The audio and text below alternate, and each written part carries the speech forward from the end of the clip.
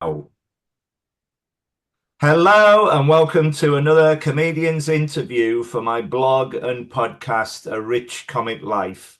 My name is Richard Gill and my blog describes my experiences of watching over 1,700 comedians and counting for over 50 years.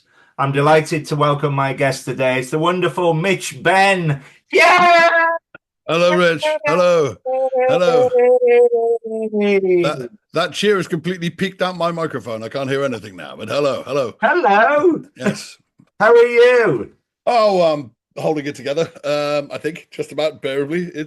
Yeah, it's good. It's good. There's just rather a lot of it, that's all. And Thank you so much for doing this. It's so you're very good to welcome. see you. I've been wanting to chat to you for a while.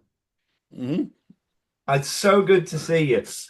Right, so we're gonna chat for about the next 45 minutes, hour or I so, all about your comedy career. Blimey. Okay. And Such I'd as it like to is. go Yeah. right back to the start Oh, crumbs. and ask Okay, you, fair enough. please, how Yeah. did you become a musical comedian in the first place? Funnily enough, this is actually sort of covered briefly in the show I'm in the middle of touring, which is a show I came up with last year called The Lehrer Effect, which is Yeah. my tribute to Tom Lehrer, my unexpectedly posthumous tribute to Tom Lehrer, who I reckon was the greatest comedy songwriter of all time, who completely revolutionized the craft during like the mid late 50s and the mid 60s, and then quit and went back to teaching maths, which is his previous occupation.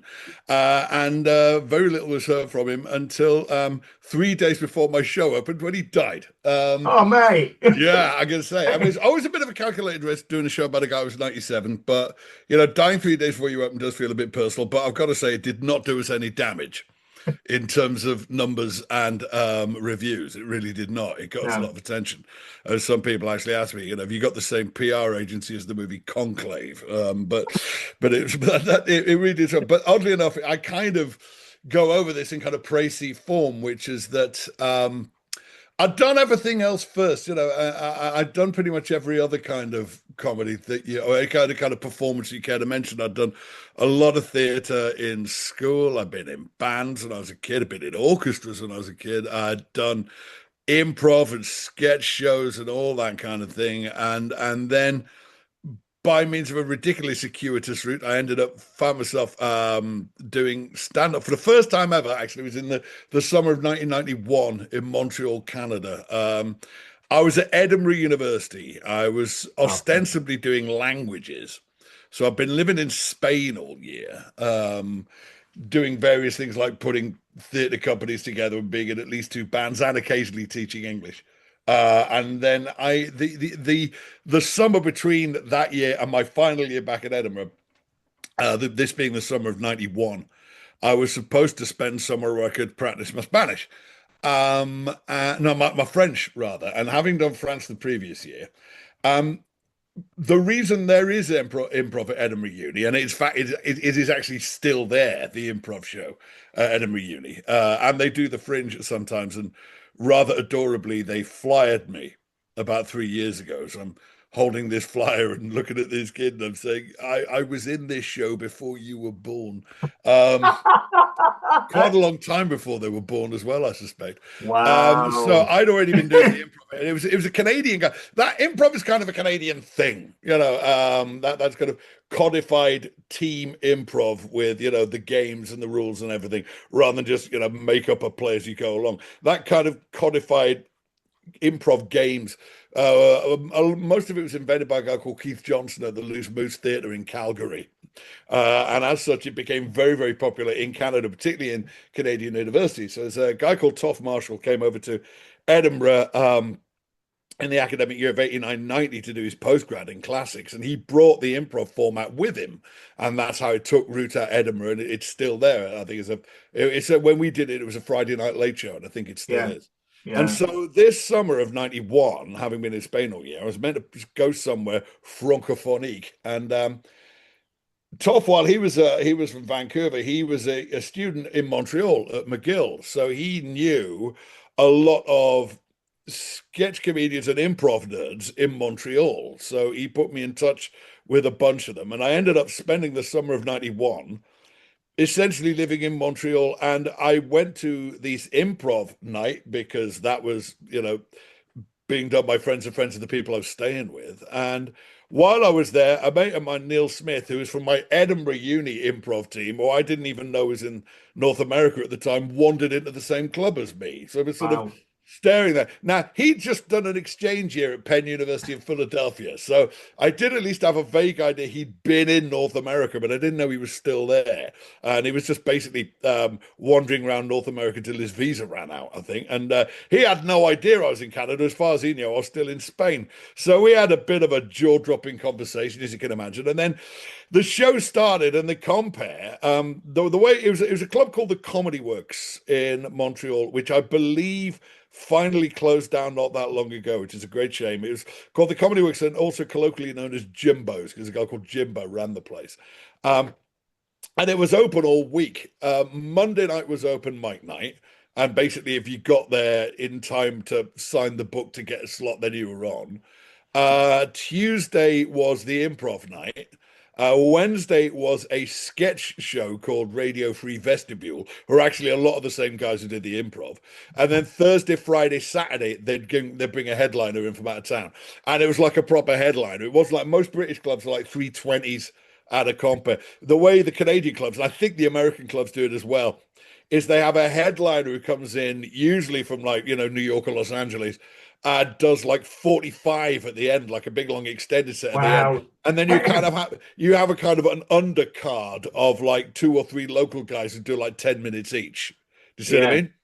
And so I was sitting there and we are talking to my mate Neil in this comedy club. And of course the compere, as is their want, gets up and says, "So anyone in from out of town?" So Neil and I stick our hands up and I tell the whole story and it gets a round of applause. And at the end of the night, the compere says, "You're a comedian, aren't you?" And I say, "No, but I do pretty much everything else." And he said, "Well, if you want to give it a crack, be here before 7:30 on Monday." And I went, "Oh, okay." So I Wow. came back the next week and got on the open slot and put an act together out of. I had guitars with me because I almost never don't have guitars with me because I didn't fancy spending all summer without having any guitars to play. And then I kind of hammered a show together out of various sort of funny songs that I'd written for sketch shows or that I co-written with a friend of mine called Chris Hoban for sketch shows that we'd done at Edinburgh Uni, and it went really great because I was the only limey in town. I was the only guy doing any music because the North American circuit's a bit weird about that kind of stuff, and it went really well, and I instantly started getting booked for these support slots for the weekend gigs, and I supported Ray Romano. Oh yeah, yeah, Yeah, yeah. as in everybody who at the time was about 28 and had just done his first ever TV slot. Wow. And so he done, and I also supported a guy called Howard Nemitz, who Yeah. at the time was one of the writers on Roseanne. If I'd been there about a month later, I probably would have supported Dennis Leary, because Wow. he was, How I know, cool is he that? was on the flyers for like the next month. So he was still doing the clubs at the time. This is 91, and so yeah, and then I came back to Edinburgh to finish my degree and pretty much forgot all about stand-up for about 3 years because it wasn't really something. It wasn't sort of a cherished boyhood ambition, and that's something I seem to have in common with a lot of guys of my generation. The very few of us talking to the other Gen X comedians, very few of us seem to have always wanted to be a comedian when we grew up. Most of us seem to have drifted into it while we were trying Yeah. to do other things. Yeah. You just got sidetracked into it while we were trying to be, proper actors or proper musicians. A lot of ex-teachers, something you do find. It's Yeah, yeah, yeah. very similar I've, dynamic when you think of it. I've talked to a lot where that's exactly the case. They've either Yeah, just drifted into it, or there is a lot of comedians who are teachers. yeah, Because if you think about it, a teacher is standing up and delivering something. exactly the same To, dynamic. Yeah, you're standing in front of same a room same full of people dynamic. who Yeah, yeah, yeah. room full of So people who don't know you are, may not give a shit. So anyway, and so I did that and then forgot all about it for about 3 years. Then in '94. I was still living in Edinburgh. I graduated about 2 years previously. I'd tinkered at a few things, put a little theatre and education company together with my girlfriend at the time, and we were going around Edinburgh high schools doing productions of Shakespeare. That was quite fun. Wow. And then in '94, she dumped me, so Oh that was no. that was all over. And I was still living in Edinburgh, and it was the summertime, in as much as it's ever the summertime in Edinburgh, which of course means it was the fringe time. And I didn't have a show. I had nothing on. And I thought, I'm going to go out my mind here, aren't I? So I literally zipped up the old guitar and started wandering the streets of Edinburgh looking for cabarets to blag onto. And Wow. as often as not, I did. Now, what is now or will be again soon the Gilded Balloon up in Edinburgh? It's part of the thing of going to Edinburgh University. I know all these buildings by their real names, Yeah, yeah. and it's not the Gilded anything, it's the Teviot. Yeah. And it's not the bloody Pleasance Dome, it's the Potter Row. The Pleasance is the Pleasance, fair enough, but the the rest of them have all got proper names. But anyway, the Gilded Balloon at the time was in a different building down in the Cowgate, which subsequently burnt down, and that's when the Gilded moved into the Teviot. At the time, the Teviot was being run as the Fringe Club, but it was like a performers-only space. And in the room, which I believe is known as the Wine Bar, they used to have this late-night cabaret called the Bear Pit that was just meant to be, it was like a gong show. It was just vicious. But by the same token, if you could rock it, you'd rock it. It was like rocking no other place. So over that whole summer, there's only two people who were winning it on any kind of a regular basis, and one of them was me, and the other was a very tall, thin magician called Ian Kendall. So we started, who also lived in Edinburgh. So we started hanging out together, and also, around the same time, there was a student venue called the Mad Abbot, which is at a church hall in Morningside. And they had a very ramshackle cabaret, which essentially was just consisted of, I think, unlocking the doors and switching the lights on at midnight and see who turned up. It was the first place I ever met Craig Campbell, who was on with again about a month ago. And it was Yeah. also the first place I ever met Earl Oaken, Yeah, yeah, yeah. who absolute stalwart of musical comedy. And after one, I did a set at the Mad Abbot, and I think Earl was closing. Earl at the time probably appeared to be incalculably ancient to me because he was all of probably like 43 at the time. And at the end of my bit, he was like, "Oh, that was rather good. Is this what you do?" And I went, "Well, not really." And he said, "Well, you should. You're good at it." And I went, "Oh, okay." And so that was the decision made, really. The summer of '94. Well, I guess I'm doing this then. And then the first sort of comedy club opened in Edinburgh in the autumn of that. Ian Kendall and I played that for a while. Then we had a bit of a falling out with the guys who run it because they weren't paying anybody. We set up our own comedy club, which we ran for the whole of '95 in what is now known as the Liquid Rooms up on the top of Victoria Street. Yeah, And yeah, we ran that on and off for the whole of '95 called the Rib Tickler. Also, I started to do gigs in London because I think at the back of my mind, I already knew this being the mid '90s, if you're going to do this properly, you're going to have to move down to London at some point because that was really the only place you can make a living doing it. yeah, yeah, And I was going to say that's changed, but it's only changed in a matter of you can't even make a living doing it there now. yeah, But there are actually more places to do comedy in Britain. There are more little comedy scenes in most of the British cities now. At the time, there was really only London, maybe a glimmer of a hint of a one in Manchester, but that was about it. yeah, So I started to do gigs in London. One of the first ones I did was a competition in a club, which again is not there anymore. It was called the Cosmic Club in Fulham.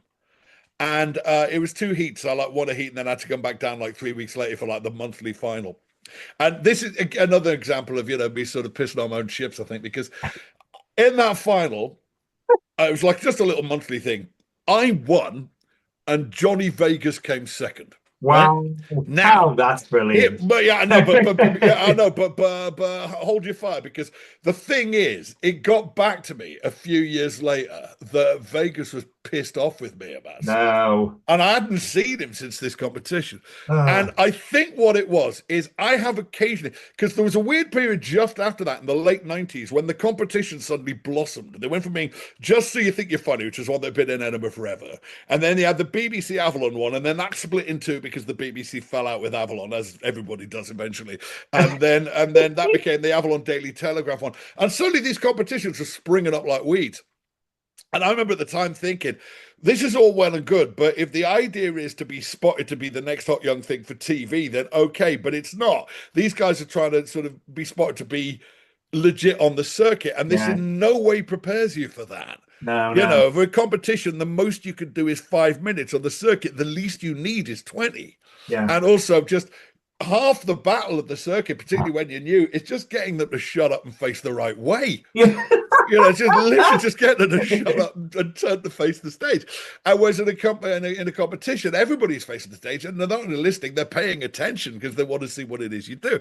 So winning those competitions, I thought, acquired way too much importance as regards as you know as in the idea of being a way of getting into the circuit. And I would occasionally mention the fact that the one competition I ever won, Johnny Vegas came second. And then subsequently, literally about 18 months later, blew up like crazy, became one of the biggest acts in the country, right? So the reason I would occasionally tell that story was by way of saying, place not your faith in competitions.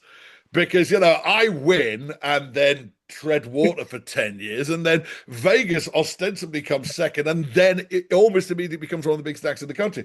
But comedians, being the gossipy little bitches that they are, I suspect that by the time this story made its way to Vegas, it was that Mitch Benn goes around bragging about the time he beat you Oh, in a mate. competition, which is literally the reverse of the point I was trying to make. But, you know, anyway. But yeah, I so, I yeah, go on. I tell this. I've told this story to many a comedian on the podcast. Yeah. I have had a go at stand-up comedy myself Mm. once, done it Aye. once, Yeah. and it was at Was that enough? it was at a gong show at the Edinburgh Fringe when Oh I yeah, first yeah. went there, and it was a gong show for old folk, which has Right. subsequently not happened since. And I Uh, knew a promoter there, and he said, "Yeah, yeah, come on, have a go." So I walked out. There was three old drunks in the crowd. oy That vey, was yes, it. yeah, And I yeah. walked out, and I said, "Good afternoon, ladies and gentlemen. I can't see the resemblance myself, but people think I look like Eddie Edwards, ski jumper." And Yeah. that's a great opening line, I Not thought. bad, yeah, Because yeah, you yeah. laughed, I can see what you're driving at. Yes, yeah, yeah. one Go on. old bloke at the back just went, "Fuck off!" And I walked off to my own footsteps, Oh, Jesus. Yeah. gonged us Well, you know. off. And that was it. And the promoter said, "Have another go." I said, "Oh, I don't know." I said, "I think maybe Yeah. sitting in the crowd and watching you all is my forte." And that's Well, proved to be, that shows admirable self-knowledge, which I can think of quite a few good comedians who could have developed, who could have done with developing that at an earlier stage. But yeah, so that's it. So anyway, then off the back of that, I started to come down to London more and more, Yeah. and then eventually I moved down to London. I did fringe shows with Ian Kendall the Magician in '95 and '96, like two-handers. And then I moved down to London at the end of the summer of '96 with my girlfriend at the time, who subsequently became my wife and is now my ex-wife, Ah. and is back living in Scotland actually. So yes, and we moved down to London in '96, and I started to sort of pursue this. I think it was a good idea to actually get 2 years of gigging under my belt before I came down to London, because it Yeah. meant you sort of the really shambolic bit of your apprenticeship is out the way before anybody really gets to see you, you know. And then what happened was I kind of became the cancellation king. You know, there was never anything in the book on Monday morning, and I'd invariably end up working Thursday, Friday, and Saturday night Wow. because you know people drop out all the time, you know, Yeah, yeah, and yeah. so particularly at the lower level clubs, you know, at the sort of the clubs you play when you're still quite new, because you know people get better offers, you know, and so. And also because I had the advantage of being a big loud bastard with a guitar, you could stick me on at the end. So I think it's I you know love your frankness. no, the room. I think basically, you know, it goes around the promoters. There's this guy. He's new in town. He's actually pretty good. He's already got his shit down. Oh, and you can close with him. You know what I mean? Yeah, And yeah, that's yeah. one of the things about sort of my career arc, if you will, is that I try never to use the word headliner except when it's unavoidable. You know, because I don't necessarily think going on at the end means that you are in any way necessarily the star of the show or better than anybody else or even senior to anybody else. It's Yeah. just there is a dynamic which suggests itself sometimes. And, you know, I've gone on at the end of probably like 90% of all the gigs I've ever done. You know what I mean? Well, what happened to me was I started out going on at the end at open mic nights, and then I was going on at the end at newbie clubs, and then I was going on at the end at quite small midweek clubs, and then I was going on at the end at medium-sized weekend clubs, and then I was closing big weekend clubs. So the clubs are getting bigger, but I was pretty much always on at the end because there's a dynamic that suggests itself, you Yeah, know, yeah, and it makes sense to stick the big loud guy with the guitar on at the end. So yeah. yeah, so that was a kind of a weird sort of, you know, path that my career that most people's careers take that the mine kind of didn't. And then I suppose the next significant, I kept going down to Edinburgh. Yeah, going back up to Edinburgh to do the Fringe. Did my first solo show in '97. Then in '98, I had a very, very good year. I had a solo show that sold out almost its entire run at a venue called the Southside. I couldn't really tell you why. And Just happens. I was also in a sketch show that year called the Bootleg Beatles, Yeah, with Ian Lee and Mackenzie Crook. brilliant. And Wow. a guy called Zarin Gibson, who I've not seen the tail of in about 20 years now. But we all know what happened to Mackenzie, and most of us know what happened to Ian. Ian's been up and down a lot, as you know. He's a Yeah. great guy. I was talking to him just a few months ago, and we were having a bit of a reminisce. I was actually messaging Mackenzie a couple of weeks ago because I saw Small Profits, and I thought it was magnificent. Oh, it's brilliant. I had to let Absolutely him know. brilliant. Best But comedy of the year on Mackenzie's an TV. amazing guy. I mean, Yeah. we could tell just at the time when we were all like 27, 28 that he was going to do good things. But I just remembered the other day the conversation of right because we're all staying in the same flat. And again, the bootleg sold out pretty much the whole run, and you know we were thinking of kicking it somewhere, but we are being managed by this guy that Mackenzie had been with for quite a while and was kind of desperate to get away from, and so like Mackenzie kind of dropped out immediately, and then it kind of all felt a bit on the back of that, and I ended up getting new management as well, which I've had ever since, bizarrely, and so.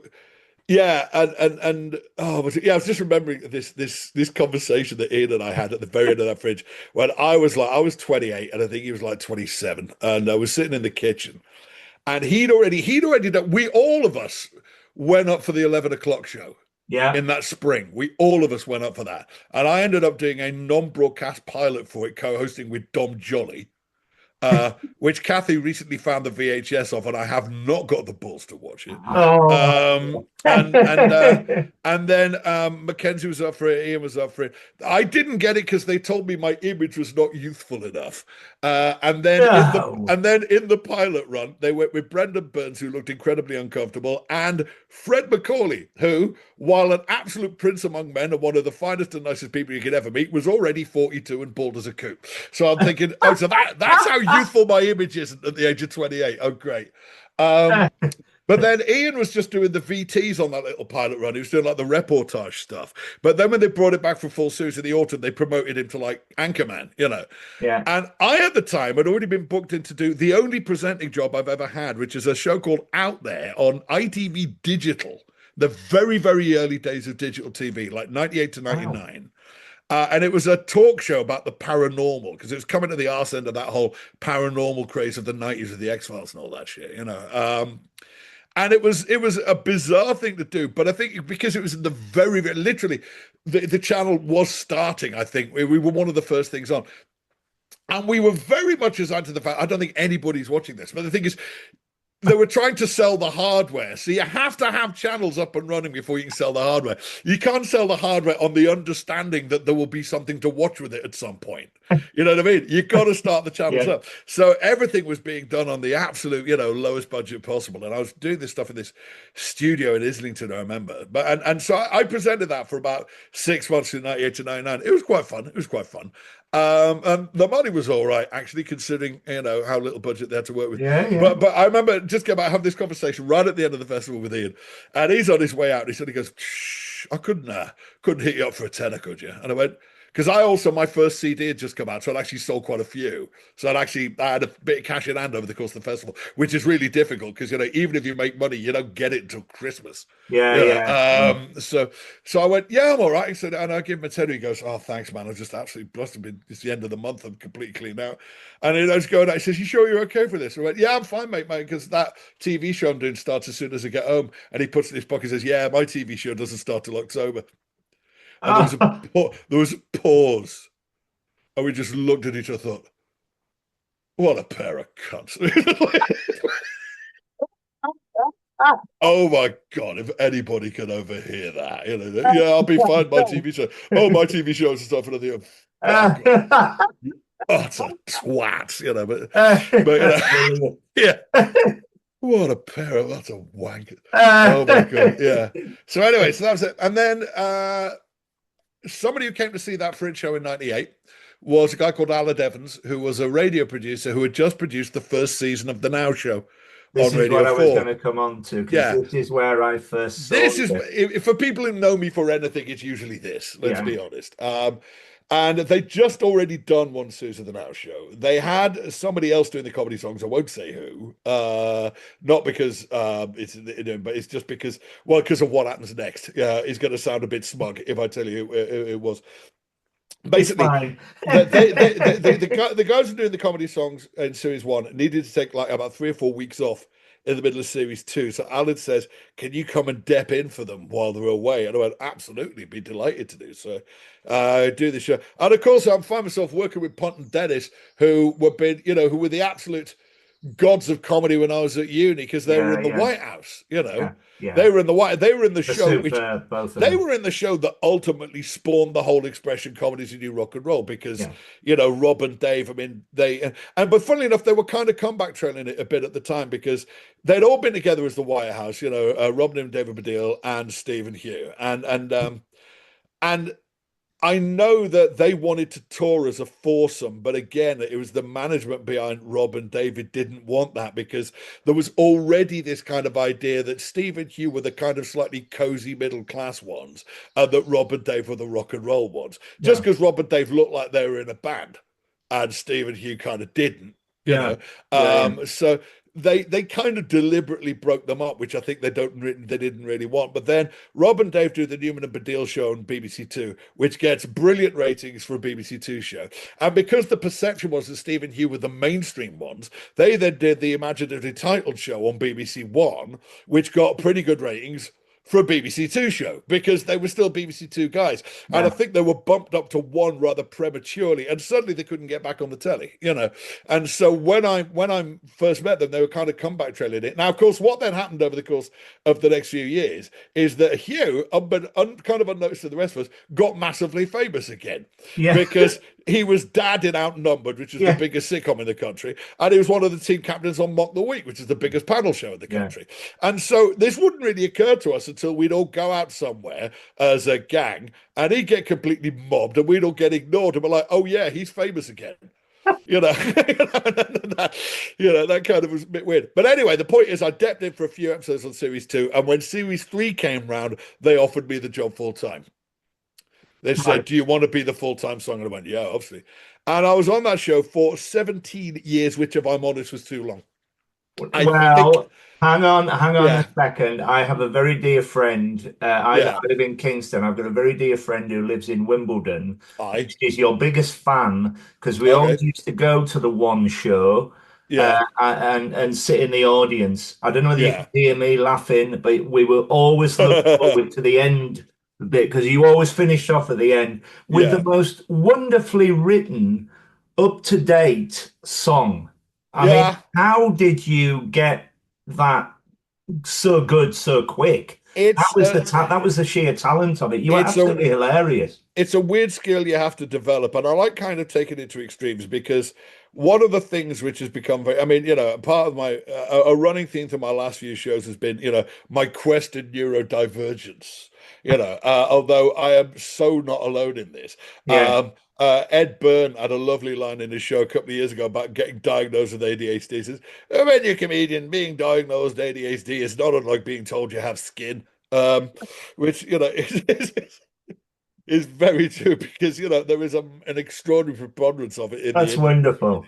But one of the things that I've discovered, the most maddening thing about me is I've got that ADHD thing in spades of how creative I am is in direct proportion to how much pressure I'm under. Right? Right. You give me all the time in the world to do something and it will never happen. But Right. if you put a gun to my head, metaphorical or otherwise, and say, 45 minutes, motherfucker, write us an opera, I could do it. You know what I mean?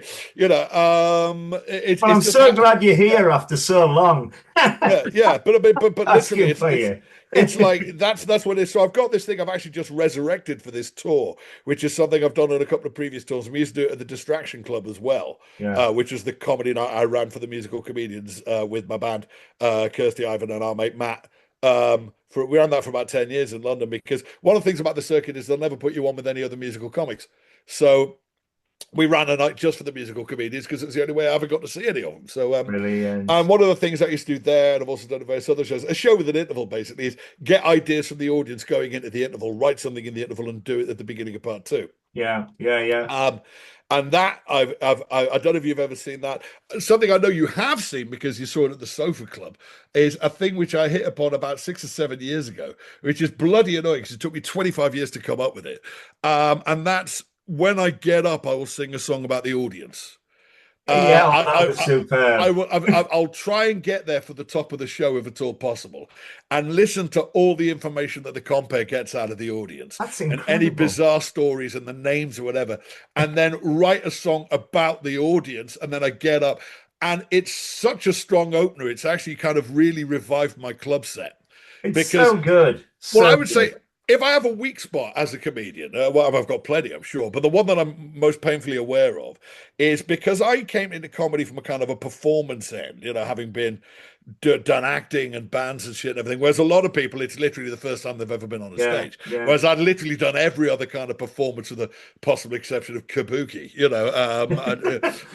at some point, and so sometimes I feel that my stuff can be very performative and it's not conversational enough, and I think that's why I'm not a very good compere. I've done it, but I'm not very comfortable doing it, and I wouldn't put myself forward for it. I sometimes feel that my stuff is a bit too performative, and it's not because there has to be a bit of back and forth, a bit of a conversational element. It's not just monologue. Stand up is not monologue. That was what threw me out of the was it the Marvelous Mrs. Maisel? That Yeah, TV show, Rachel Brosnahan as like the Jewish housewife becoming a stand-up comic in New York in the early 60s. yeah, yeah, Um, it's the show was great and she's brilliant. She was, could have been grown in a lab to be Lois Lane, and it's great that she finally is. But when she used to, I was watching the show, but every time she got up, what she did on stage was not stand up, it was monologue. And it really threw me out of the show. That's not stand up, that's monologue. You know what I mean? And the way the audience are responding to it is responding to it like a theatre audience listening to a yeah, monologue. yeah, That's not yeah, club comedy. That's not, it's like in the Rocky movies. What they do in the ring is not boxing. yeah, You know what I yeah, mean? That's yeah, not yeah, boxing. yeah. That's hitting each other with your pants on, but it's not boxing. All these roundhouse punches that you can see coming from like 30 seconds away, and then like every one of them lands. It's like, have you ever actually seen a heavyweight boxing match? Only one punch lands in the whole match, and it's the last one. What I you know, wanted to ask you, yeah. just following Sorry, on I'm getting from that, horribly distracted. Yeah, you're saying, yeah, what I wanted to ask you was yeah. the other most creative thing I've done other than this blog was write a play. Oh, yeah, And it's just a half-hour thing, but I want to take it up to the Fringe for my 60th oh, and do try it. and get comedians to play it. It's basically about me coming down from Carlisle, my home city, to London. Right. I haven't got a job. I've got a successful girlfriend with a job, and I've never had a job in my life before. So it's all about my progression of Aye. job Yeah. interviews. There's only two of us on stage, but I was in my first interview, the opening bit of it is me, first Yeah. interview, wait in the waiting room, and I was really nervous. So I didn't realize, but I'd written, like you say, a monologue. Yeah.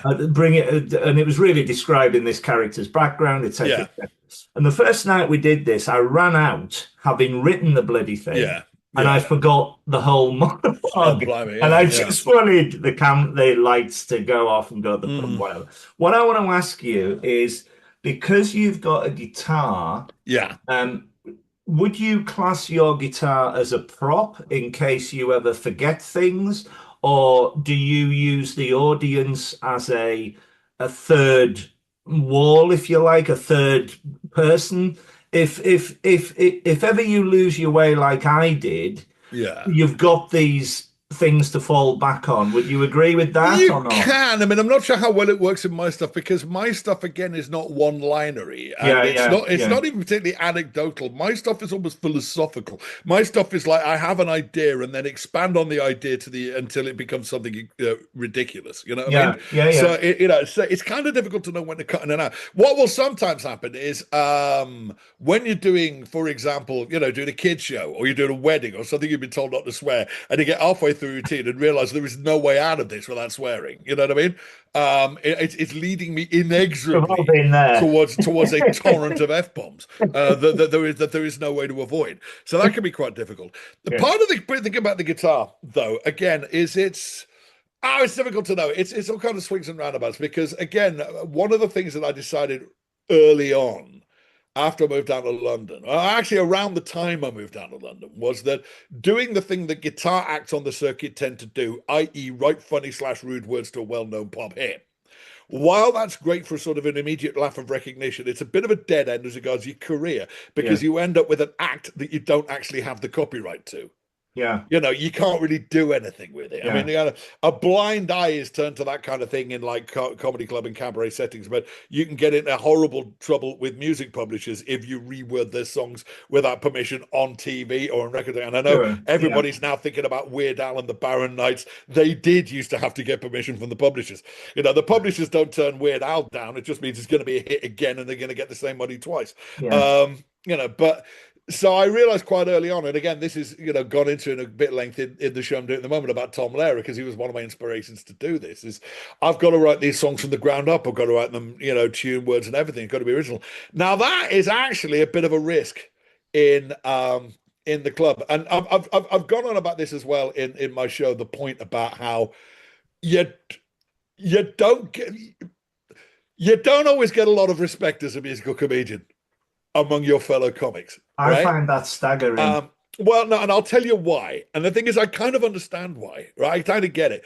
The thing is, if you are just going to go out there just in your shirt and just literally grab the mic and say stuff, and you're gonna, and in order to play an absolute blinder, the kind of thing where you're getting multiple encores and everybody's buying you drinks and all the women are trying to get off with you. And basically, if all you've done is literally stand there in your shirt and say stuff to get that kind of response, you've got to be fucking good. And some of them are that good. Some of them are that good. Now, here's the thing. I will absolutely freely admit it is entirely possible to rock up with a guitar, go on at the end, as they almost invariably do, stick you on at the end with your guitar, when they're all pissed up enough for a sing song, and get a bunch of rude words to rhyme to the tune of Wild Thing, You're Home and Dry, right? So it is easy. It is possible to get away with being a genuinely mediocre musical comedian in a way that it isn't possible to get away with being a truly mediocre stand-up. Do you see what I mean?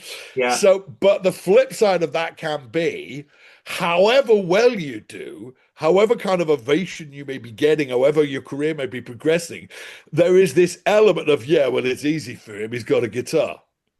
And it's like, well, wow. actually doing the kind of shit that I do is not easier because I'm not getting that instant laugh of recognition. I'm setting off in some weird musical direction that they have no idea where I'm going. There may not even be a joke until I get to the chorus. Yeah, yeah, Do you yeah. see what I mean? There may not, and most of my songs, oftentimes, the verse is essentially the feed for the punch which comes in the chorus. Yeah, yeah, yeah, yeah. And that's more than enough time to lose a Larry crowd. But that's That's more than enough time to lose them. but it's so much more. You're so much more talented being able to do that. well, There's so much more respect for what you do because you do combine the stand up with the yeah. songs, and the songs are so incredibly clever, and Oh, thank the you. lyrics, you've got to concentrate on what you do, and it's wonderful to watch, my friend. Well, I think it's very nice of you to say so. I mean, the thing is, I think I've been around long enough now that I think I've got the respect of everybody whose respect I'm really interested in. Yeah, and that's great. I think by now, I think people have, when you do it as long as I have and you're still in the game, I think people get the impression, all right, what he does is not Wild Thing, you make my cock sting. You know what I mean? It's like there is No, no. there's something a bit more considered going into this. Yeah, yeah. And so because it's And one thing which Kathy's done, we've been together. We've been married for about 18 months now. This is the second time around for both of us. It's quite funny because Congratulations. she's got silver grey hair and I've got. I mean, she looks about 28, apart from the fact that she's got silver grey hair, and I've got this white beard. So people just automatically assume we've been together for 40 years, and we're actually a relatively recent development. You know, That's wonderful. but one of the things that Kathy's really got me doing, which has been really important to her, she's got me back in the audience. Because when you're a performer by trade, you don't spend much time in the audience. You know, you're going out and doing your stuff, whatever, 4 or 5 nights a week sometimes. And so on the nights off you've got, you don't really have the inclination to go and watch somebody else. Yeah, But what she's done is she's got me going to see not just comedians, but also going to see a lot of the theatre. She's got that's great. like membership at a bunch of theatres, and she gets, discounts and sort of ways to get. So we've been to see a lot of stuff in the last 2 or 3 years. And That's I've been to see wonderful. also a lot of fellow comedians, sort of my some of my peers, as it were. I mean, there's a club out in Wandsworth, which is a stone bitch to get to, incidentally, because I'm living down in Ham, which is halfway between Richmond and Kingston. And so Wandsworth, so You're not in the Wandsworth, next no, not village to Wandsworth, no, me. yeah, not Wandsworth, Walthamstow, not Wandsworth, Walthamstow. I got Walthamstow, off there. yeah. Walthamstow, which is right over the other side of London. It's an absolute stone bitch to get to. But there's a club there called the Red Imp, run by our pal Susan Yeah, Murray, and Bean, it's superb. yeah, it's Yeah, wonderful because they get genuinely quite yeah, decent size yeah, acts on to do works in progress of previous. yeah, So we yeah, see Stuart Lee there, we see Greg Davis there, yeah. and just recently again I saw Milo McCabe there, Troy Hawk, Ah, because brilliant. because Yeah. here's the thing. I have actually been to see, the big theatre shows of some genuinely really big, established, properly on TV comedians in the last couple of years, and come out of it thinking, eh, because it's all funny and their talent is undeniable to have got where they are, but there seems to be something about they've reached the level now where they've got to kind of water it down That's exactly it. for the general public. You know what I Yeah, mean? So it all felt a bit piecemeal and it didn't go anywhere. And it's like, here's a funny thing, here's another funny thing, here's another funny thing, there's eh, you no know, yeah. content or story Yeah, to it. yeah. Yeah. Here's a sudden unexpected swear word and a desperate last minute bid for edginess. You know what I mean? And I'm watching all this, and then I actually, in the end, I went with Kathy's mate Selena because she couldn't go. We went to see Milo closing his last tour at the Palladium, which Wow. is brilliant because I've known Marlon for about 25 years. Yeah, yeah, He briefly played drums in my band, actually, for one tour, and I've known him for a long time. And I think it's wonderful because it took him a long time. He's come up with various characters, and he finally came up with Troy, who's a wonderful creation. And even then, it took him a while to come up with an angle for Troy. You know what I mean? And then he started doing Troy Hawk of the Greeters Guild on TikTok and the like. Then standing in all his sort of matinee idol finery in front of Gala Bingo. yeah, yeah, And come yeah. to see how marvelously you've paired your It's training such with a your good headbang, act. madam, Yeah, and it's wonderful. But what's really good is the fact that he has rather than just ended up being a one gag act on TikTok, he spun that off because the videos that he's got off the back of that, he then takes his show is a sort of weird narrative that he cobbles together out of those videos, yeah, yeah, along with a couple of other bizarre obsessions. Like he's got this thing about Scrabble numerology. He's memorized what all the Scrabble tiles are worth, so he'd instantly tell you how many points your name is worth. And he's obsessed with the fact that he keeps coming up with 22. Somebody to keep adding to 22. And also it had the whole thing had a kind of weird overarching plot, which is all about trying to become best friends with Jan Molby, who's the big Danish guy who used to play for Liverpool in the 80s. And I was watching this and thinking, this is fucking brilliant because he's on the Palladium, damn it, but this still has the kind of thought and yeah, weirdness that you would put into an Edinburgh show if you were still trying to get yeah. your pips. You know what I mean? I'm sure he's And I'm sure he's playing the Rose Theatre very soon. I'm gonna go and he's gonna wonderful. He's go. wonderful. Yeah, Yeah, he's so because good, I so good. saw a work in progress of his new one again at the Red Imp. So Yeah, so I yeah, mean that I think is an example of how and here's hoping. I hope he gets even bigger than he yeah. does because he's a lovely guy as well, man. He's a brilliant guy. But also I hope he manages to retain that weird esotericness Exactly. I that he's love got, that. rather Yeah, than have yeah, to think, yeah, yeah. oh shit, I've got to dial this down for the ITV crowd. You know what I mean? which is what a lot of the big comedians have been to see kind of feel like they're doing, you know. Yeah, yeah. I mean, I gotta say, you know, it's very sneery coming from somebody whose, you know, career basically plateaued in about 2003 and to start sort of, you know, That's unfair. taking swipes at the guys who are playing the 1,500 seater theaters, you know, and yeah, but it's yeah, but I'm very glad to see Milo's still Good retaining man, good his man. yeah. It's Yes. so fascinating listening to you because Hmm. when I launched this blog and Aye. podcast, which is the most wonderful thing, it's great to be part of the comedy community.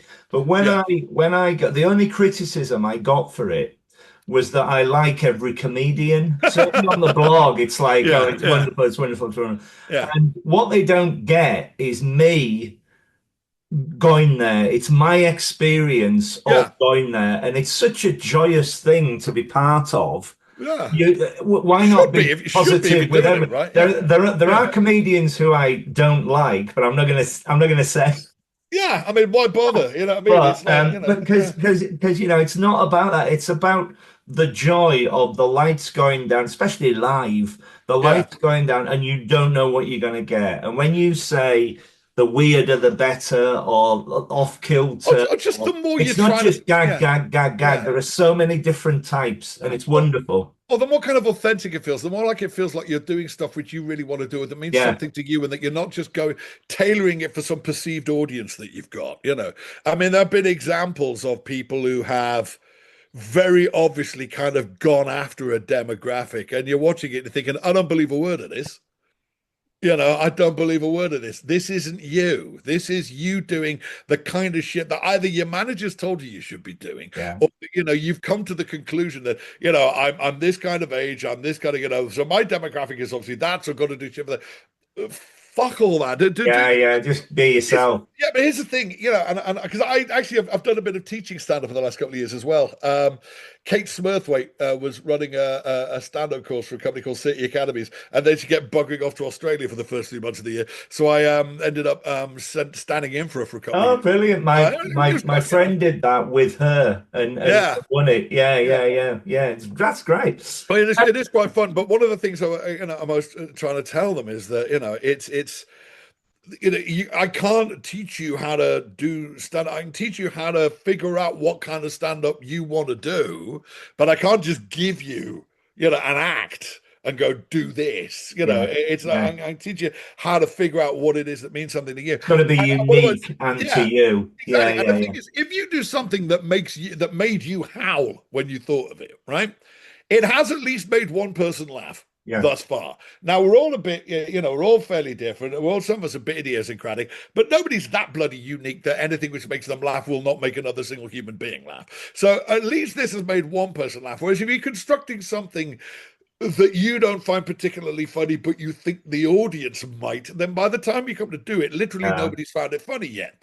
And there's a distinct possibility that nobody ever will. You yeah, know, whereas at yeah. least if it made you laugh, there's a pretty good chance it's going to make somebody else laugh as well. You That's know, brilliant.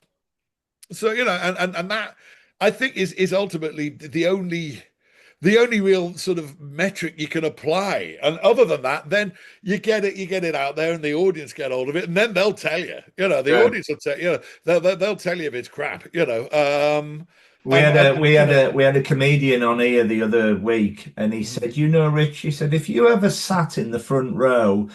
silent, I would resign." Oh yeah, yeah. Well, there's certain Oh, people that don't that's have too that much many pressure. opinions. Yeah, but I know. But sometimes, you know, there's that whole thing about you just spend the whole night fixating upon the one person who isn't laughing. It is true. You know, you can be bringing the house down, and there's one Yeah, guy in the third row just glowering daggers at you, and suddenly he's the only guy in the room you can see. You know, I mean, the thing is, right? You got to bear in mind, and this is the question. You know, sometimes you can be wrong for the audience, but the audience is never actually wrong. If the audience thinks you're dying on your ass, you're dying on your ass. You yeah, know, yeah, now, yeah, you can be wrong for the audience. You could have been missold the show, and if you know, and if you've been told more fully and more, you know, with greater detail about what the actual gig was before you get there, then yeah. you might have gone, yeah, I ain't gonna work, mate. You know what I mean? I say, yeah, I'm not who you want for this. I'm really not. But you know, the audience, you can have the wrong audience, but the audience is never wrong. Yeah, If you yeah, see what I mean. yeah. You That's can be wrong for the great. audience, but the Yeah, audience is never wrong. If they think you're dying on your hole, then you are, yeah, and you yeah. and you can't correct them on this. No. So their verdict is final and unalterable. But at the end of the day, also part of what you need to do is and this again, there's no real substitute for stage time for this, at the risk of sounding like an old fart. There really is no substitute for stage time in terms of being able to be kind of freewheeling and adaptable enough that without actually just trying to turn it to somebody else, you can tweak your stuff to get it to work in the environment in which you find yourself. Yeah, yeah, yeah, yeah. Very good. Yeah, And once you've done that, once they're on board, then you can get a bit weird, maybe, yeah. because they're on board now. And for that, again, I mean, I remember talking about this with a bunch of guys over the years. If you're doing like a big night on a big club on a Saturday night, it was like 250 people in. The variables are mental. The variables are incalculable. You've got 250 people in. There might be a couple of big groups, but individuals, couples, whatever. And like they're all have different expectations. See, the other thing is you can start anything and call it a comedy club. They don't Yeah, really know what it's going to be till they get there. They don't know whether it's literally just going to be, Gary and a bunch of his mates who've always fancied having a go. You don't know whether it's going to be people you've actually seen on Live at the Apollo, or you don't know if it's going to be what it usually is, which is guys like me who are still toiling at the coalface of mirth, but have been doing it for decades and have got quite good. You yeah. know, but it could be anything. But what you will sometimes find, I think I've lost my thread a bit now. Talking about rewind it. Talking about yes, yeah, the variables. They're nuts. The You look in a room of variables. 250 Yeah, people, and like so many things are at play. Look at the gender makeup of the room. I once did a gig in Bristol that I think was about 98% male. I think the only women in there were the staff. And I don't know why. I don't know though there was a bunch of sort of rugby clubs in there or something, but it was like playing a fucking prison. You know what I mean? It really was. It was horrible. Or there, you look at the gender balance. You look at sort of what everybody's wearing, what everybody's yeah, expectations yeah, are. How late in the day you're going on. How pissed are they? Sometimes, it's a glorious summer's evening, but the trouble with that is they've all been in the pub since 1 yeah, p.m. yeah. They're You all, know what I mean? yeah, So they yeah, were falling over by the time they got in the room. yeah, And yeah. then I'm going on last, and they're literally passing. They can't tell where the noise is coming from. Never mind if it's funny. And then, and then other like stupid bloody things like what team do they all support? Did they win or lose today? Yeah, Are we in a two-team town like Liverpool? Maybe one of them won, maybe one of them lost. yeah. Who's here out of how many? And somehow you've just got to kind of smell all this. And just kind of take it in some weird osmotic way from just looking at the room and come up with some kind of angle of approach that's going to hit as many of them as possible. It's fascinating. And it's fascinating. I mean, Yeah, the psychology of it is insane. yeah, If yeah, anybody yeah, ever yeah. actually tried to sort of study this. But as I said in my show a couple of years ago, part of the problem with studying humor is you still don't really know what it is. No, We no. don't really know why we've got it. We don't know why this reaction exists. But Having said all that, yeah, and I've always wanted to ask you this, what I oh, damn love it. about Yeah. your act Hmm. is your energy and your enthusiasm when you're on Yeah. stage. You're this big, joyful, hilarious thing on stage. Yeah. It's wonderful. Do you ever get nervous before you go on stage? Nervous is not really a response I have, and that sounds like a boast, but it's more of a confession because it's a level I've never really been tested on. Right, The bit of my brain that gets stage fright is just missing, right. right? And certainly my eldest Meek has got the exact same thing. He's never had any problem getting up and performing in front of a bunch of people. Public speaking is always in like the top 5 phobias, along with like spiders and death by drowning. You know what I mean? And to me, I'm thinking, well, what's the worst that can happen? They're all a bit disappointed. You look a bit of a twat. You go home. They get over it. So do you. You try again tomorrow. The stakes are pretty low most of the time. You know what I mean? I guess if it's a pivotal gig, if you fuck this one up, it'll damage your career. Blah, blah, blah. The response I get if I think it's going to be terrible is I get grumpy. I get despondent. I get, fuck it, let's just do this. Let's just I find that fucking get hard it to over with. believe. Yeah, but no, but if I think, because the thing is, I mean, you've only ever seen me at nice gigs, though, But I mean, Yeah. if I'm going on somewhere where it's literally wall to wall pissed Chelsea supporters, you know what I mean, or like that Christmas gig I did in Romford where they're literally throwing potatoes at the comedians, you know what I mean? Oh No. yeah, got no one to blame Oh myself for God. that one. But that kind of, if I think it's just patently doomed, this is just a doomed enterprise, then I don't get nervous, but I'll get like, oh fuck it, let's just get it out, let's just do it. To get And it you out got of the to and you way. got to pull yourself up on that as well because you can surprise yourself sometimes. Yeah, yeah, And again, and I will say this, and this is going to sound big-headed, but it's not meant to be. But I have done gigs where I've gone on last, and the night's been all over the fucking place until I went on. And it's not because I'm better, and it's not because I'm funnier. But what I will do is I will establish some kind of authority over the room. yeah, And if nobody's done that all night, you see, this is the other side of what I was yeah, talking about the performative thing versus the conversational thing. You can be too conversational. The whole thing becomes two-way, and it just becomes a kind of weird, rambly chat yeah, in which nobody's actually going, no, no, no, the lights are pointing this way for a reason.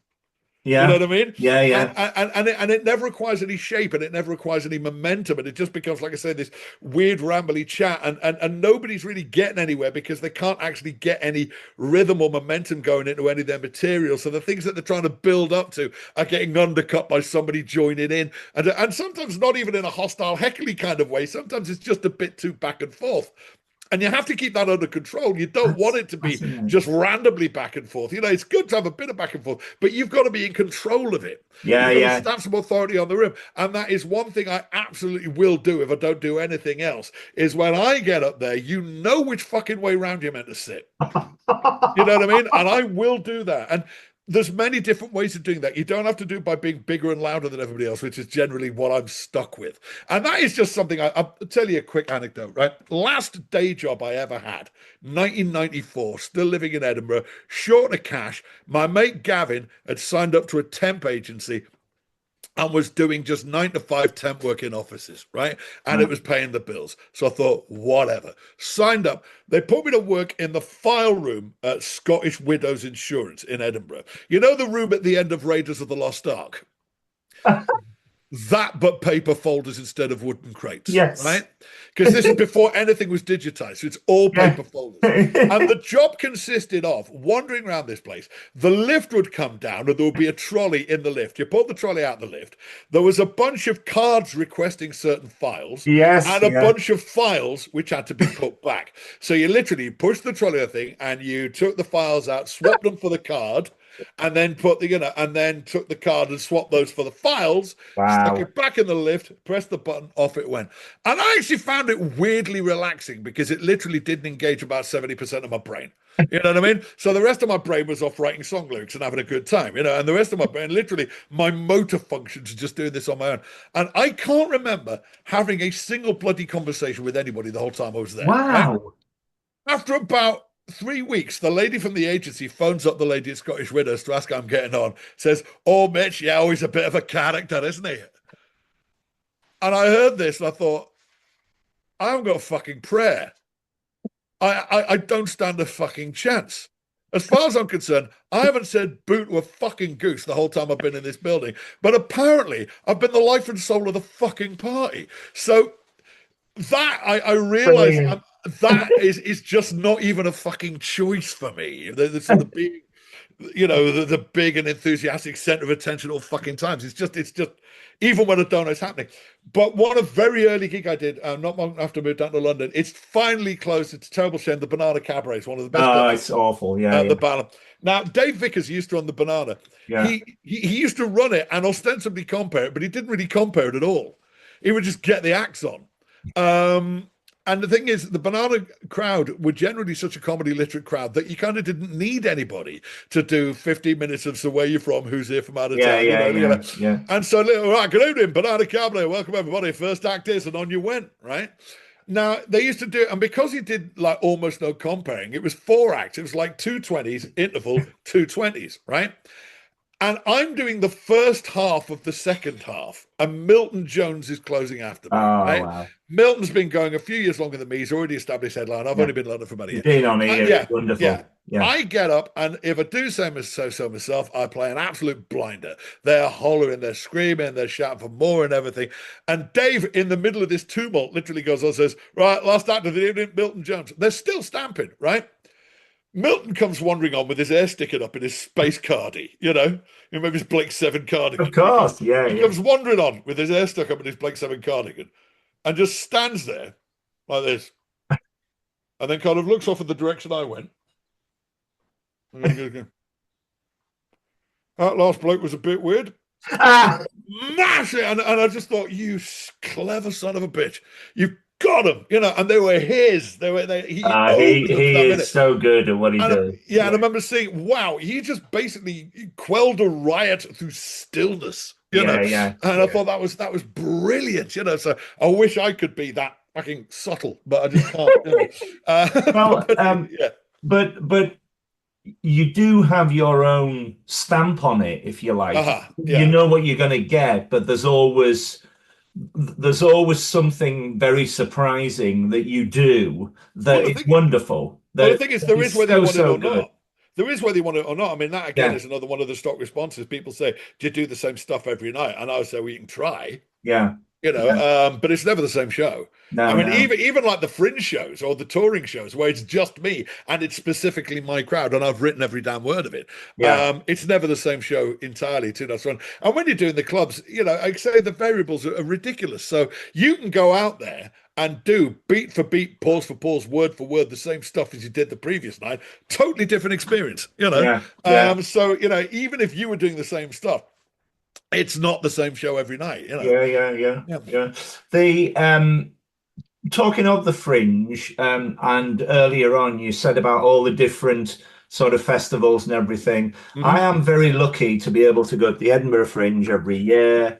It's my Yeah. holiday, but I've expanded it a lot more. And I go to Hmm. Leicester, I go to Brighton, I go to Yeah. Hastings, which I love. I might think of retiring there. It's a beautiful place, but they do a Uh-huh. fantastic comedy festival there. Where's that?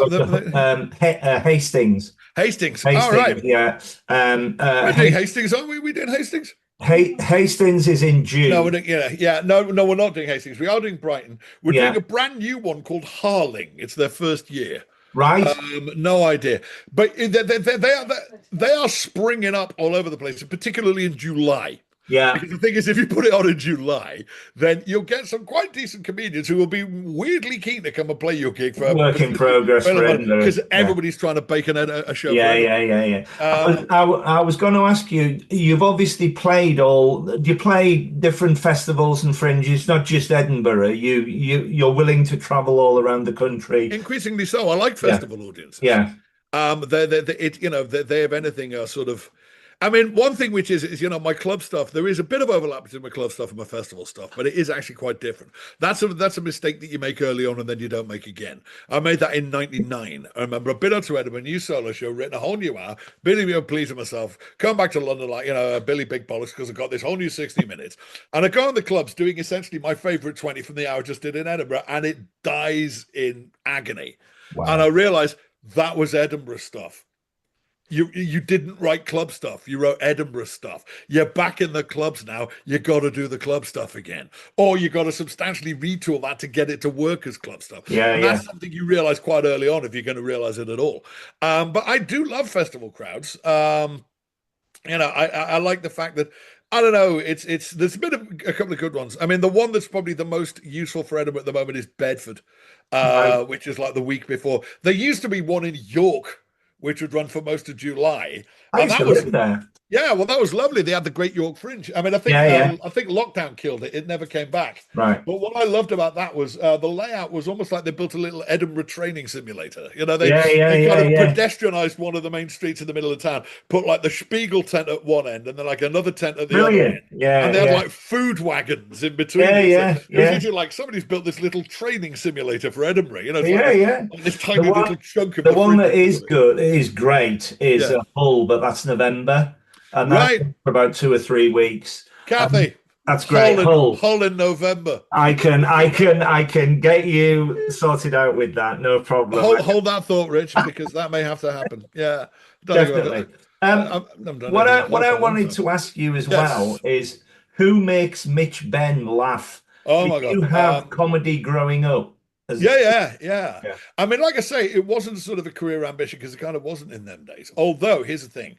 The Yeah, one of the things I've been heavily involved in last year and this year again is the Rick Mail Festival Oh, in Droitwich.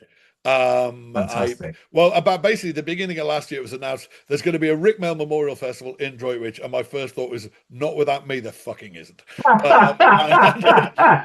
So we went down there, and I could only do the first weekend last year, but I ended up doing about 9 shows in 2 weeks. Oh, amazing. Including this book where I put a band together called the Alpha Males, and we did the complete and utter Rick Mail songbook. Oh, I wish I'd That been was there for oh, that. oh it was good fun. It was good fun. I bet that was Um, amazing. but then in the meantime, because it only really occurred to me when Rick died in 2014 that he and Aid, and by extension that whole gang, Nigel and Alexi and the rest of the comics crew and the young ones crew, Yeah, they had been my absolute rock stars when I was a teenager in the yeah, 80s. yeah, At the time of your life, you're not meant to be obsessing about rock bands and, eagerly awaiting their new album. I was obsessed with those guys and yeah, yeah, eagerly yeah. awaiting their new TV show or tour or whatever. I was obsessed with those guys. Never got to meet Rick. Met Aid a I few saw times. I saw Rick Yeah. Mail in Carlisle on Oh, tour, wow. and he Oh, was wow. incredible. The before he appeared, Mhm. they were playing.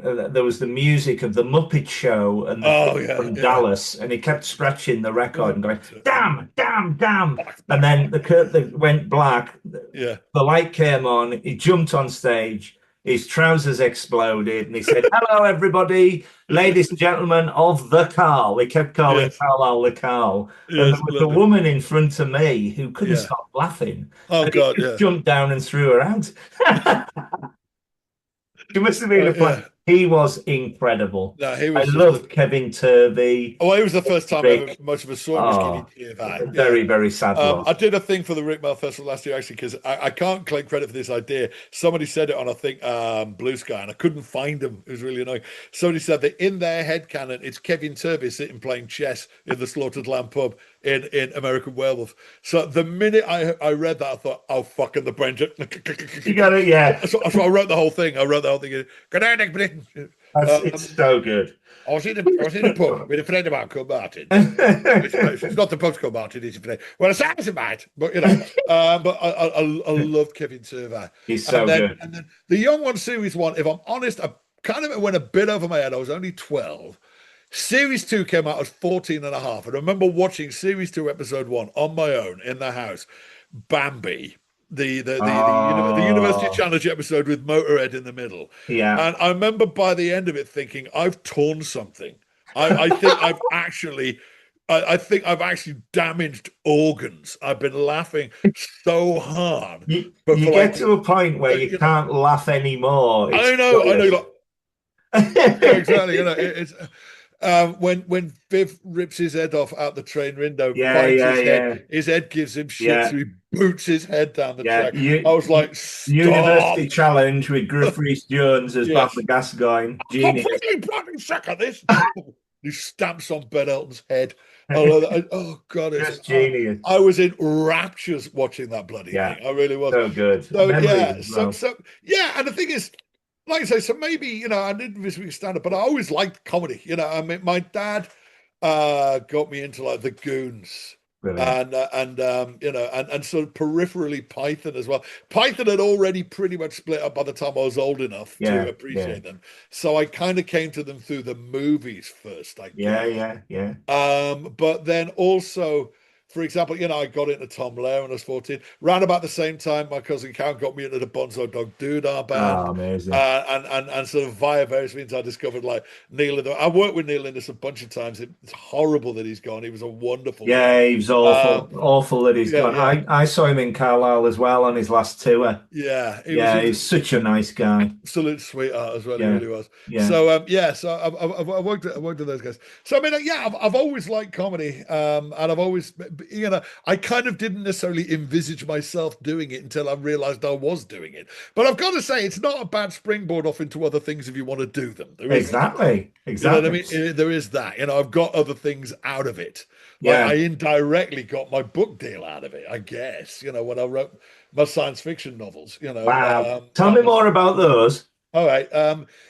That was a bloody episode because it kind of fell in my lap. Back in 2011, I was in town. I was trying to get my eldest kid's passport renewed. And I was doing it in the same day wait. Now they won't let you do that for kids anymore because I think they've had spates of, divorced dads being given the kid for the weekend, getting them a passport in the afternoon and then fucking off out the country. So they won't let you do that for kids' passports anymore. But you can do it for grown-up passports. You do it for your own passport. Yeah, But yeah. back in the day, you could still. So I hand all the documents in at like 11 a.m. I get a bit of paper saying come back at like 4. So I go, oh, great. Now, there's no point going home because it takes me like an hour and a half to get home on public transport. By the time I got home, I'd have to turn around and come back. So I see, and this was 2011. This is back when Twitter was quite new and still lovely, right? Yes. I got on Twitter and went, okay, Hive Mind, stranded in London for about 3 hours. Anybody got any suggestions? And I thought people would come back and say, have lunch at this place or go and see this. The Gallant's Twitter feed came back with, come and talk to us about writing a book. And I thought, right, smart ass, you're on. So I found out where the Gallant's building was, walked up to the front desk and said, find out who does the Gallant's Twitter feed and tell them Mitch Benn's turned up. All right. Wow. And so I got talking to this guy, Simon Spanton, who was an editor there at the time. He's not there anymore.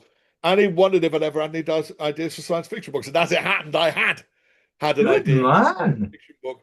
And I'd already started tinkering with it about a human baby that is abducted by well-meaning aliens Wow. and then adopted and raised on a foreign on an alien planet. That And sounds amazing. I did a lot of googling to make sure that nobody had written this story before. And to my amazement, nobody had. And so I cracked on with it. And they signed me up to write 2 books. And I remember at the time saying, might it make sense for the second of these books to be something else entirely in case, rather than the sequel to the first one, just in case the first one doesn't work? And they said, no, no, no, we really want it to be a trilogy because that'll make it much easier to get into the retailers. Wow. Because this was sort of, towards the end of the initial Harry Potter phase. And, Yeah, yeah, yeah. you couldn't get a kid's book published unless it was the first of 7. Wow. And Yeah. so I said, well, I think I can do 3. And they went, okay, so we did a trilogy. So they signed me up for the first 2 books. First book comes out in 2013, does actually really quite well. Gets into the Guardian's top 10 sci-fi for the year, gets these really nice reviews in like the Times, the Independent, and I'm given to understand sells okay as well. And so I write the second book. Second book comes out in 2014. Around about that time, I also signed up because a lot of my new author pals were telling me I needed to have a specific literary agent rather than just my general management. So Right. I went, oh, okay, that makes sense. So I signed up with this genuinely quite high-powered literary agency who were based in New York, although they did have a London office, but the woman who ran the London office kept having to disappear.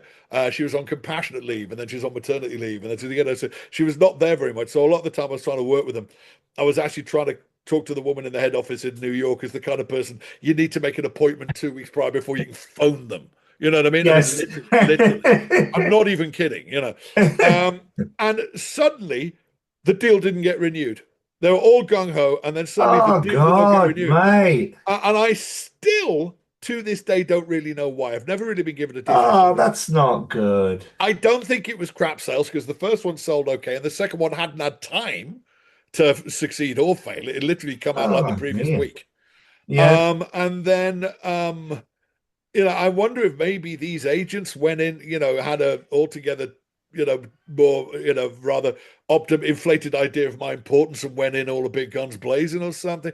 I have never actually had a decent explanation as to what the fuck happened there, and it left me in a really and it was kind of heartbreaking in a way because I'm actually not I surprised. went through a More really fool them. That's all I well, I say. went through a really bad time around that. That's probably the hardest time I've been because I got Oh, mate. some other bits of really personal bad news around the same time, which I won't go into. No. But then, because the thing was, I'd been an author for a year, and for a Yeah, year I've been getting to do author things. I've yeah. been going to signings, I've been going to book festivals, I've been, you know, writing columns in like, you know, literary magazines and everything. And I got to go to Comic-Con to plug the book and everything. And I was loving it. And I was thinking, oh, now this is fulfilling a boyhood ambition. You know what I mean? Being a science fiction author, this is something I genuinely have Yeah, always yeah, wanted to yeah, do. yeah. And then after 12 months, it got That was it. yanked away. And it's just like I had just enough of it to know that this is something I really wanted, and then it got taken off Oh, me. mate. And it Well, left me in a really, really what would awkward have been situation. good? What would have been great, I Yeah. think, is your use of words Uh-huh. and your interest in it, Yeah. Well, because it comes to mind. mhm. The very first comedian I ever saw, Yeah. age 7, was Les Dawson. Oh, And wow. there was a Yeah. wordsmith, if Did ever you there was one. did He's you still see top 5 for me. did you see John's show, John Yeah, he's Culture's show? fantastic. That John was wonderful. Culture He was should really so have done good. that in London. I don't know why they couldn't Yeah. get that I down the saw it West in End. Edinburgh. Yeah, that was Yeah. wonderful. Yeah. Anyway, just to finish this thing. So Sorry. Yeah. Yeah. no, no, I it's didn't okay interrupt. because it does kind of have a happy ending. So I need to Yeah. get Yeah. there because it left me in this absolutely impossible situation because you're not even, you know, on back to square one. You're off the board, you know, because Yeah. like if anything, you're in a worse situation than somebody's never been published at all because you know you have been published and you have ostensibly failed, you know, and nobody's gonna sign you up just to print the third part of a trilogy. And even if they did, you'd then be in a weird situation where parts 1 and 2 are with one house and part 3 is another. And nobody's going to sign you up to reprint parts 1 and 2 of, for, you know. So anyway, I'm talking to these agents and they said, well, what you should do is write something else completely unconnected first, kind of reestablish your authorial bona fides, you know, and then down the line, we'll see about getting this trilogy like replaced and relaunched. Yeah. Yeah. So I spent about a year working on an idea I'd had, and then a movie got announced with the exact same plot, so I had to bin it. Although that movie never happened, so I may revisit that. And then they started saying things like, while you're just facing around for something to do, why don't you write some kids' books like the David Walliams books? And I remember at the time thinking, do they get what a big deal David is? Because there is this weird tendency with Americans to assume that if somebody's not famous in America, they're not famous. You know, you see how angry they were when the Robbie Williams movie came out. Yeah. I mean, they were like not just confused, they were angry. It's like, how dare you make a movie about somebody who we've never heard of? Yeah. You know what I mean? They seem genuinely indignant that there's this guy going around acting like a celebrity who they never. People can be famous and just not famous. You know. Anyway, so I remember thinking to myself, do they get what a big? Because this is when he was doing the X Factor. You know, he's Yeah. Yeah. one Yeah. of the most famous guys in the country. Yeah. Do people get just what a big deal he is? And you know, I've read some of these books to my kids when they were little, and they're pretty good in a kind of Roald Dahlish sort of way. But they get that that's not why they're the best-selling books in the country, right? You know what I mean? And I couldn't really get an answer out of it. And then weirdly, my wife at the time, now my ex-wife, started doing some PR work for PA work for a couple of other authors. And she ended up at a dinner with one of these people from the agency. And they said, no, no, no, the point is, these books are so bloody massive, but they only took a week to read. And with the best will in the world, David Walliams can only write 2 a year. So that's like about, you know, Wow. 50 weeks of the year. These parents all going out their mind for something a bit like these books to read to their kids. And so he's created a market that he can't satisfy. And I went, all right, now you tell me. But in the meantime, I'd already pitched him on this idea about this sort of YA fantasy novel and so I went, all right, fair enough, put that on hold. Went and wrote a bunch of pitches for an idea for a series of books, a bit like the David Walliams books. Oh, Sent wow. those in, and they went, yeah, never mind that for the meantime. What about this kid? So I know you just asked me to write that. Okay, fine. He didn't even give me any feedback about it at all. It Wow. just went, okay, let's talk about this kid's YA novel. And I went, all right, now here's the thing. It's written in this made-up language. And they said, that's a terrible idea. And I said, well, it's actually kind of a plot point that it's written in this kind of degraded, simplified English. You know what I mean? That actually becomes important to the plot. And it's a first-person narrative. So the whole thing is in this language. And they go, that's the most stupid idea we've ever heard. We can't possibly get anything published like this. And you can't do it. And I went, well, I think it's actually kind of an integral idea of the book. And he said, well, in that case, we're not going to work with you anymore. And they dropped me, right? So that Oh, kind of, wow. that kind of solved that problem. And then, literally about a month after that conversation, an old friend of mine, Liz Hyder, who I used to know when she worked in the PR department for BBC Radio, published a YA fantasy novel called Bearmouth, which is entirely written in a made-up language, and it won a whole bunch of awards. And I'm like, I really need to stick to my guns more often. Oh, that's But anyway, around the time I was going out with a lady. This is between splitting up with my first wife and marrying my second one. Yeah, yeah, I was going out with a lady whose background was in marketing, which weirdly is a kind of complementary but entirely non-overlapping skill with mine, you know. And so we looked into it. I always really resisted the idea of public, you know, I got the rights back to the first two books, so I could republish them myself if I wanted to. And I always kind of resisted that idea because not just because it still smacks of vanity publishing, but also because even then, before AI got involved, it was already just a mire of terribleness, you know, that you very difficult to sort of in any way distinguish yourself from, you know. But anyway, she did a bit of research. Went, look, if you spend a bit of money, like maybe about 2,000 quid, and take a bit of time on it and round up all the people that you need. You can, with this self-publishing line, particularly the print-on-demand stuff, you know, you buy a book and it literally runs off one copy and sends it to you. You can end up with something that's entirely indistinguishable from the real thing, you know? And so we went, okay, let's do that. So we basically, we spent about a year.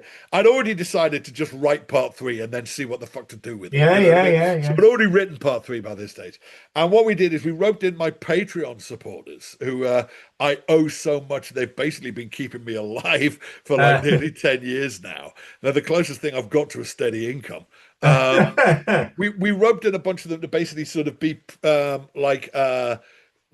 beta readers, you know, because I didn't have yeah, an yeah, editor. yeah, So yeah, we yeah. sent out the first draft to a bunch of them and they came back with notes and I based the second draft on those Oh notes and it was wow. way better. And so that finally came out in 2021. So all three books are now available on the website that shall not be named, um, either as ebooks or print on demand.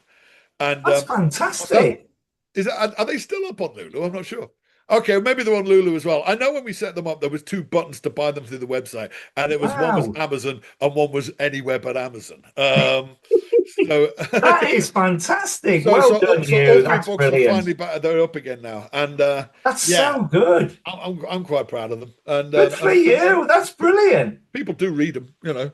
Oh I'm yes, gonna buy them. I'm gonna get them. and Definitely. we finally finished the audio book for book three. I know it's taken 5 years, but it was I tried to do it myself, Good and for you. it was a That's bloody nightmare. fantastic.